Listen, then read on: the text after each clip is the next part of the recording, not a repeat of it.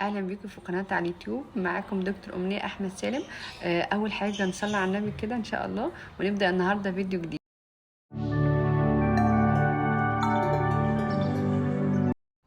اول حاجه انا هبدا اتكلم عن تجربتي الشخصيه، وهي اني قضيت وقت كبير قوي في الدراسه. كنت مفكره ان انا لما كل ما اسمع محاضره كتير كل ما انا كده المعلومه هتثبت عندي اكتر. اكتشفت بعد كده ان انا المعلومه بتثبت اكتر لما بشوفها. ليه بقى؟ لان انا فيجوال ليرنر.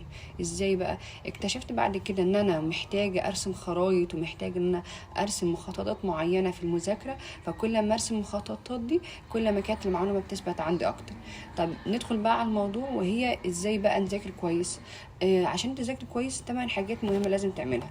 اول حاجة هي ايه بقى؟ هي اول حاجة طبعا هي لازم تبقى علاقتك بربنا كويسة، انك تصلي، انك تواظب على الصلاة، على الاذكار، على الحاجات دي اول حاجة بننصحها لاي حد.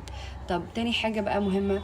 تاني حاجة هو انك لازم تفرق بين الكونسبت والفاكت. يعني ايه الكونسبت؟ هو عبارة عن المفهوم. ايه بقى الفرق بين الكونسبت وبين الفاكت؟ الكونسبت هو عبارة عن المفهوم. ازاي بقى بالظبط يا دكتور؟ هقول لك بقى تفرقها ازاي. في فرق بين انك تعرف اسم العظمة، وفي فرق بين العظمة دي وظيفتها بتشتغل ازاي. العظمه دي وظيفتها بتشتغل ازاي، ده الكونسبت بتاعنا. طب العظمه دي اسمها ايه؟ يبقى ده الفاكت. يبقى الفاكت دي الحقيقه اللي قدامك، دي حقيقه علميه ما فيهاش اي تزوير خالص. طب الكونسبت ده عباره عن ايه؟ عباره عن وليكن وظيفه. يبقى الكونسبت لازم تفهمه كويس. اما الفاكت سهله، يعني هي حاجه عادي ممكن تتكرس في دماغك، ممكن تحفظها. الكونسبت هو لازم تفهمه عشان خاطر بيجي بعد كده ما تنساهوش. ده اول جزء. طب تاني جزء بقى، تاني نقطة مهمة وهي ناس كتير بتقع فيها هو النوم. النوم مهم جدا عشان خاطر البيولوجي بتاعت الجسم بتاعتك. لازم ترجع المعلومات او تستذكرها طول ما انت نايم. فما يجيش مثلا حد يجي يقول لي طب انا هفضل طول اليوم قاعد مثلا مطبق او كده، وبعد كده هصحى تاني يوم هفتكر المعلومات. لا كده غلط. بس ده لو انت مذاكر كويس. يبقى لو انت مخلص كل اللي وراك ومخلص كل اللي عندك، يبقى تنام كويس عشان خاطر لما تصحى الصبح هي بس مجرد ريفيجن بسيطة، وتيجي بعد كده هتبص هتلاقي كل حاجه انت فاكرها. يبقى النوم مهم. طب النوم بقى يندرج تحته ايه بقى؟ النوم يندرج تحته انك تنظم وقتك.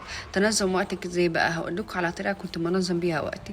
انا مثلا لو انت بعد ما ترجع من الجامعه، طبعا الجامعه يوم طويل بالنسبه لك، بتعمل ايه بقى؟ انت ما بتجهدش نفسك في المذاكره. يعني مثلا ازاي؟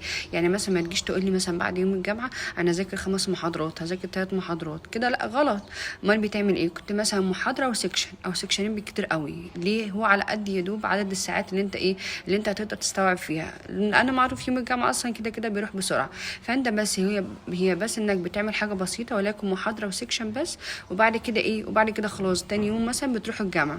طب مثلا ايام الاجازه بقى بيكون عندك وقت طويل، بيبقى عندك مثلا وليكن انت مثلا عندك الايام الفاضي فيها هو عباره عن خميس جمعه سبت. الخميس جمعه سبت دول بتعمل فيهم ايه بقى؟ بتيجي بقى تلتزم بالفروض، بتصلي الفجر وبتصلي الظهر وبتصلي العصر والمغرب والعشاء. بتعمل مع كل فرد بتقسم المحاضره دي لاجزاء، او بتقسم مثلا المحاضرات اللي فاضله عندك بتقسمها، ومع كل فرد بتقسم الجزء ده. يبقى احنا بننظم وقتنا. انا كنت بنظم وقتي على كل فرد من الفروض. مثلا بخلص الفرد بتعمل حاجه معينه وبعد كده تذاكر او تذاكر مثلا، وبعد كده تاخد البريك. طب وليكن مثلا الدكاتره لو مثلا محاضره صعبه او كده كنت بعمل فيها ايه؟ المحاضره الصعبه كنت بقراها مثلا بالليل قبل ما انام، مجرد قرايه بس، وتيجي تاني يوم مثلا تبدا تذاكرها. يبقى انا المحاضره الصعبه ما كنتش مثلا بدخل فيها على طول، لا كنت مثلا باجي قبل مثلا ما انام اقراها بس مجرد قرايه بسيطه.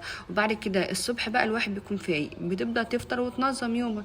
بعد كده بتبدا بيها بقى بعد ما بتكون قريتها.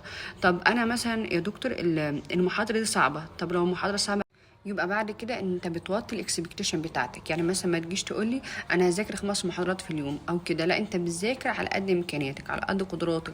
في ناس ممكن تخلص المحاضره في ساعه، ممكن تخلص المحاضره في ساعتين، على حسب. بس الفكره ان انت تخلص المحاضره على حسب ما تخلصها وتسمعها وتستوعبها كويس قوي. يعني مثلا ما تجيش تقول انا خلصت المحاضره في ساعه وانت لسه برضو لو حد سالك فيها برضو مش هتجاوب. يبقى احنا بنخلص كل حاجه وايه، يعني بنختبر بعد كده بقى هتعمل ايه بقى؟ بعد كده رابع حاجة انت هتختبر نفسك، يعني audit yourself.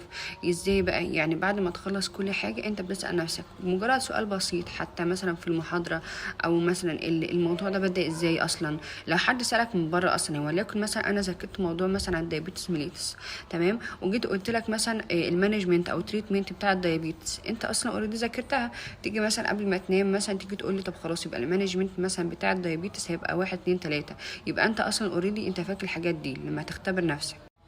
رقم 5 بقى هنعمل ايه؟ هنعمل حاجة بسيطة خالص. انت هتحاول مثلا بعد ما تعمل كل محاضرة او تعمل كل حاجة، ممكن تعمل شوية تمارين بسيطة، مثلا تتحرك في المكان، تعمل شوية بريك، تعمل شوية اكسرسايز. كل ما انت تعمل شوية اكسرسايز وانت بتذاكر، كل ده ما هينشط الدورة الدموية وهيخلي الاستيعاب بتاعك اسرع واسهل. واخيرا في اخر الفيديو ما تنسوش تدعموني بلايك وسبسكرايب، وان شاء الله استنوني في الفيديوهات الجايه.